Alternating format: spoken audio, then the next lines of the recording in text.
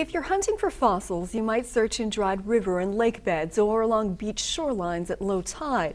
But that's not the only place to look. In fact, here in BC, 240 million-year-old marine fossils can be found on the tops of mountains. Veronica Cooper explains.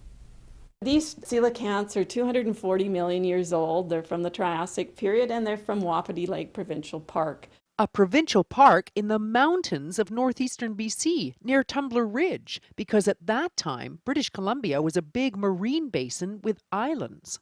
This is an ancient map. This is showing the Triassic basin in the Peace River area here. And so we're collecting in these areas here, but we've actually collected further to the south too.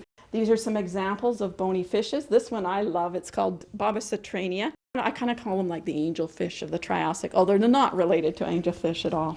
This one here is called Serichthys, and again, I call it like the barracuda of the Triassic, and it's a very long fish. It's a predator. One of my favorite fish is Alberto Nia, and we've got a couple of different ones here.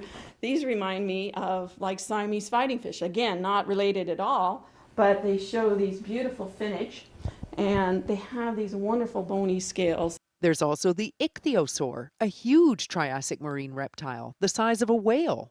So this is a piece of an Ichthyosaur. This one's from Holberg on Vancouver Island. There are also Triassic period corals from Vancouver Island in the collection. And so this tells you something about the climate, that it was warm at that time. These clams, found at many Triassic sites in BC, are about 205 million years old.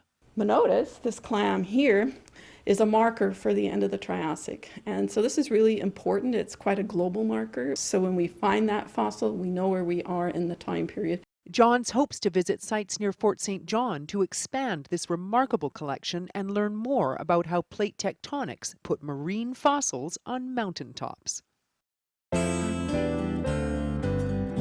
This Week in History, brought to you by the Royal BC Museum, bringing British Columbia's stories together.